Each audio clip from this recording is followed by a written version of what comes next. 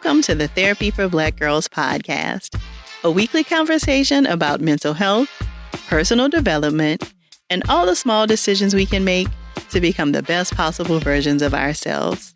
I'm your host, Dr. Joy Harden Bradford, a licensed psychologist in Atlanta, Georgia.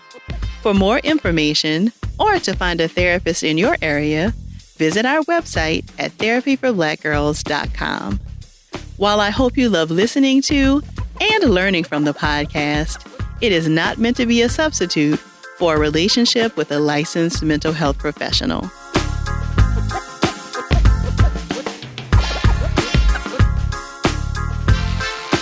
Hey y'all, thanks so much for joining me for session 144 of the Therapy for Black Girls podcast. Have you ever heard someone talking about the need to take up more space? Well, that's what I want to chat about today. What makes this so difficult, and some tips for doing a better job at it in your life. Why is it so difficult to take up space? Somewhere along the line, we've gotten the messages that we were too much. I know in my family, when my cousins and I would get excited and start talking louder than usual, we'd often hear, little girls should be seen and not heard.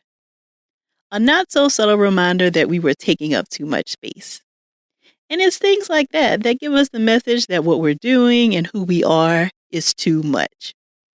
And this message is often reinforced throughout our life. You're being too dramatic. Your clothes are so loud. Are you always so aggressive? All of these messages can start to seep in if we're not careful, and we become less of ourselves. So I want this to be a reminder that it's okay to lean into the fullness of who you are and take up more space. Here are 10 things you might want to try to get started. Number 1, correct people when they've offended you. A lot of times we don't let people know that they've hurt us in some way because we don't want to hurt their feelings or we don't want to be seen as too difficult. But you deserve to have your feelings taken into consideration too. Number 2, ask for not only what you need, but for what you want, your deepest desires. Sometimes we've been conditioned to believe that asking for what we desire is excessive. We should be grateful to just get the bare minimum. But who says that that's how things have to go? You deserve excess sometimes. You deserve just because you wanted to. There doesn't always need to be a deep-seated reason either. Just you wanting whatever it is totally enough. Number 3, use your voice to speak about the things that are important to you. There is so much going on in our families, in our communities, and in the world. Lend your voice to the conversation. Your perspective is necessary. Number 4, wear the clothes and hairstyles that make you feel your best, regardless of what others think. There are so many rules made up by who knows about what kinds of clothes and hairstyles are acceptable in certain spaces. But I challenge you to make your own rules and rock whatever makes you feel most confident. Number 5, raise your hand in the classroom or in meetings. Sometimes we don't raise our hand to speak because we think our ideas or our questions are silly. Or we figure someone else is thinking what we're thinking and they'll say it. Well, why can't it be you? Challenge yourself to speak even if it feels uncomfortable at first. Number 6, send back your food when it's not prepared as you ordered. I continue to be surprised at how common this is when I'm speaking at different places across the country. But in case you needed a reminder, if you order your steak medium well and it comes out well done, it's okay to let your server know. You don't have to suffer through a meal because you're worried that your server will be hurt about you sending the food back. Go ahead and get what you ordered. Number 7, apply for that job or opportunity even if you don't feel like you meet all of the qualifications. How many times do we talk ourselves out of things that could be really cool and great for us because we think we're not qualified? Go ahead and throw your hat in the ring for that dream opportunity. You never know what might not happen. But we do know what will happen if you don't even try. Number 8, work on saying sorry less often.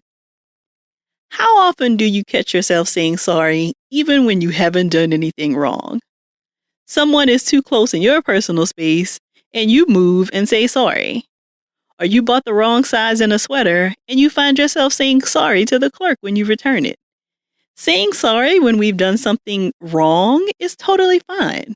But the mindless sorries that we offer to minimize any perceived impact on others are totally unnecessary. So work on limiting them. Number 9, laugh from your belly. Participate fully when something brings you joy. Those stories your friends tell that make you have to get up from your seat and run around the room, have as many of those moments as you possibly can. And number 10, bring other sisters into the room. You can take up more space by bringing others with you. Finding yourself in cool experiences is even cooler when you can create an opportunity for someone else to participate.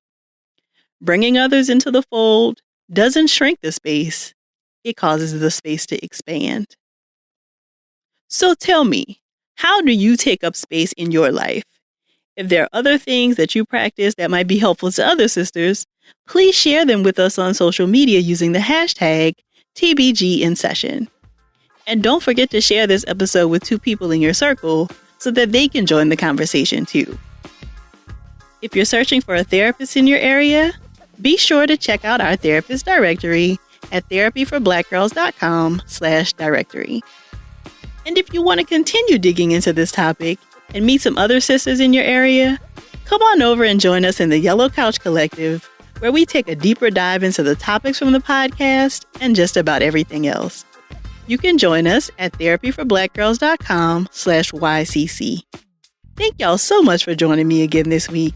I look forward to continuing this conversation with you all real soon. Take good care.